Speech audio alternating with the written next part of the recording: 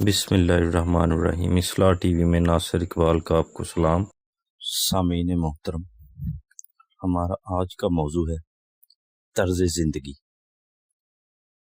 سامعین کرام، طرز زندگی کا مطلب زندگی بسر کرنے کا طریقہ کار یا رہن سہن کا وہ انداز ہے جس سے کامیابی یا ناکامی جنم لیتی ہے۔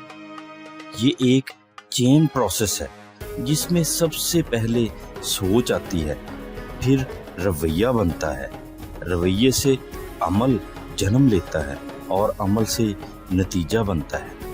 اسی کا نام طرز زندگی ہے۔ یہ ایسے ہی ہے جیسے ایک صاحب صبح جلدی اٹھنے کے عادی ہے اور ایک رات کو دیر تک جاگنے کے، جس کی وجہ سے وہ صبح ذرا دیر سے اٹھتے ہیں۔ یہ ایک انداز ہے۔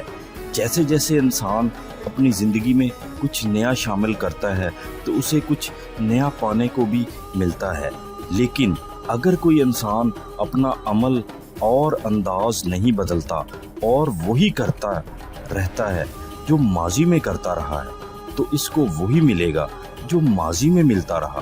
ہمیں مختلف طور طریقوں، عادات اور اطوار کو زندگی میں شامل کرتے رہنا چاہیے، کیونکہ زندگی کے انداز کو بدلنے سے زندگی میں واضح تبدیلی محسوس کی جا سکتی ہے۔ انسانی طرز زندگی کا بہت گہرا تعلق معاش سے ہے۔ معاش کے حوالے سے لوگوں کی 4 قسمیں ہیں۔ دنیا میں اکثریت ان لوگوں کی ہے جن کی کمائی کم اور اخراجات زیادہ ہیں۔ اس طبقے کو غریب کہا جاتا ہے۔ ایسے لوگ پہلی تاریخ کا انتظار کرتے ہیں۔ دوسری قسم ان لوگوں کی ہے جن کی آمدن اور اخراجات برابر ہوتے ہیں۔ ان کو سفید پوش کہا جاتا ہے۔ یہ لوگ بڑی کفایت شعاری اور مناسب طریقے سے اپنے گھر کو چلاتے ہیں۔ تیسری قسم وہ لوگ ہیں جن کی آمدن ان کے اخراجات سے زیادہ ہوتی ہے۔ یہ اوپر والا ہاتھ ہوتے ہیں۔ یہ ان لوگوں کو خوشحال کہا جاتا ہے۔ چوتھی قسم ان لوگوں کی ہوتی ہے جن کی آمدن ان کے اخراجات سے کئی گنا زیادہ ہوتی ہے۔ ان لوگوں کو امیر کہا جاتا ہے۔ دنیا میں جتنے بھی مسائل بڑھتے ہیں وہ ہمیشہ پہلی اور چوتھی کلاس کے بڑھنے کی وجہ سے ہوتے ہیں۔ جب یہ دونوں حدیں اپنی انتہا کو پہنچتی ہیں اور خوشحال لوگ پیدا نہیں ہوتے تو نظام میں خرابی پیدا ہونا شروع ہو جاتی ہے۔ برطانیہ میں امیر لوگوں پر ٹیکس اتنا زیادہ ہے کہ لوگ امیر نہیں ہو پاتے، اس لیے وہاں پر زیادہ تعداد خوشحال لوگوں کی پائی جاتی ہے۔ کسی ملک کا اصل اثاثہ مڈل کلاس اور اپر کلاس ہوتی ہے۔ جس ملک میں یہ تعداد زیادہ ہو وہ ملک اچھا تصور کیا جاتا ہے۔ ان 4 معاشی قسموں کی بنیادی وجہ 4 قسم کے طرز حیات ہیں۔ بہترین طرز زندگی یہ ہے کہ بندہ صحیح وقت پر خوشحال ہو جائے۔ ہمارے نوجوانوں کو کچھ سفر جلدی شروع کر دینے چاہیے جس میں معاش بہت اہم ہے۔ انہیں زمانہ طالب علمی سے ہی کچھ نہ کچھ کمانا شروع کر دینا چاہیے، وہ چاہے ٹیوشن پڑھانے سے ہی کیوں نہ ہو۔ جو شخص جلدی کمانا شروع ہو جاتا ہے وہ جلدی سمجھدار ہو جاتا ہے اور نوجوان ذمہ دار بھی ہو جاتے ہیں۔ ہمارے معاشرے میں بعض لوگوں کی شادی ہو جاتی ہے، بچے ہو جاتے ہیں تو وہ پھر بھی کمانے کے قابل نہیں ہوتے، جس کی وجہ سے ان کے معاشی حالات اچھے نہیں ہو پاتے، کیونکہ وہ ماں باپ کے بیجا لاڈ پیار اور اخراجات برداشت کرتے رہنے کی وجہ سے وقت پر ذمہ دار نہیں ہو پاتے۔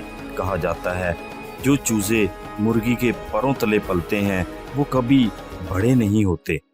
جس کو اپنے پروں سے زور لگانے کی عادت نہیں ہوتی وہ کبھی جوان اور طاقتور نہیں ہوتا۔ کچھ ایسا ہی حال ہمارے نوجوانوں کا ہے جنہیں والدین وقت پر محنت کرنا اور ذمہ داریاں قبول کرنا نہیں سکھاتے، جس کی وجہ سے وہ کامیاب نہیں ہو پاتے۔ لہٰذا بچوں کا احساس ضرور کرنا چاہیے، لیکن ان سے ایسی محبت نہیں کرنی چاہیے جو آنے والے وقت میں ان کی صلاحیت چھین لے۔ बच्चों पर जिम्मेदारी डालनी चाहिए कि छोटे छोटे काम देने चाहिए। पैसा कमाना मुश्किल नहीं है, बच्चों को पैसा कमाना सिखाना चाहिए। पैसा कमाने के दो आसान तरीके हैं। नंबर 1, तालीम अच्छी कर ली जाए या फिर अपने अंदर कोई हुनर पैदा किया जाए और बच्चों को दोनों की तरगीब देनी चाहिए। कल्चर का तर्ज जिंदगी के साथ बहुत गहरा ताल्लुक है। हमारे माशरे में मिक्स कल्चर पाया जाता है। यहाँ पर लोग गैर मुस्लिम से मुसलमान हुए हैं। यहाँ के लोगों का कल्चर इंडियन था, जो कि बहुत पुराना कल्चर है। इस मिक्स कल्चर की वजह से लोगों की बड़ी तादाद उलझन का शिकार नजर आती है। वो ये नहीं समझ पाते कि रवायत और दीन में क्या फ़र्क है। यहाँ बहुत सारी रवायतों को दीन समझकर इनकी पैरवी की जाती है। इस उलझन का ये नुकसान हुआ है कि हर फिरके और तबके में कल्चर की चीज़ें शामिल हो गईं। इस्लाम में जहेज़ नहीं है, जबकि इंडियन कल्चर में जहेज़ था। इंडियन कल्चर में विरासत में हिस्सा नहीं दिया जाता, जबकि इस्लाम में हुक्म है कि बेटे और बेटियों में विरासत का हिस्सा तकसीम किया जाए। जब विरासत का हिस्सा तकसीम किया जाता है तो इससे खुशहाली आती है और औरत अपने आप को कमज़ोर नहीं समझती। ये दीन इस्लाम में औरत का हक है। इस्लाम में बारात का कोई तसव्वुर नहीं है, जबकि आजकल सारा खर्चा बारात पर किया जाता है और सारा बोझ लड़की के वालिदैन पर डाल दिया जाता है। इस्लाम में सिर्फ निकाह और वलीमा है। हमने रस्म व रवाज को जिंदगियों में शामिल कर लिया है। जो असल दीन है इसकी तरफ ध्यान नहीं है, जिसकी वजह से हमारा तर्ज जिंदगी बेहंगम हो गया है। मतवाज़न बेहतरीन और कामयाब तर्ज जिंदगी वो गुजार रहा है जिसको मालूम हो कि मेरी ये जिंदगी आर्जी है, मैंने अपना वक़्त पूरा करके कहीं जाना है और मुझसे जवाबदेही भी होनी है। ऐसा शख्स जो अपनी पैदाइश के मकसद को समझकर अपना काम अपने ज़ौक़ और शौक़ के मुताबिक ढूंढकर पूरी जिम्मेदारी से मुकम्मल करता है, वही कामयाब है। अल्लाह ताला से दुआ करनी चाहिए कि ऐ अल्लाह ऐसा तर्ज़ हयात इख्तियार करने की तौफीक दे जो कामयाबियाँ अता करे और जिसके बाद मैं सजदा करना ना भूलूं। ऐसा तर्ज़ हयात या कामयाबी जो अल्लाह ताला की ज़ात से दूरी पैदा कर दे, इससे पनाह मांगनी चाहिए। ज़िंदगी वही अच्छी है जो इंसान को इंसान और बंदगी के काबिल बनाए रखे। अपना और अपने आसपास लोगों का बहुत सा ख्याल रखिएगा इस दुआ के साथ कि ऐ मेरे अल्लाह हमारे काम हमारे लिए आसान फरमा दीजिए और ऐ मालिक कायनात मुझे अपने बंदों की भलाई के लिए मुंतखब फरमा लीजिए।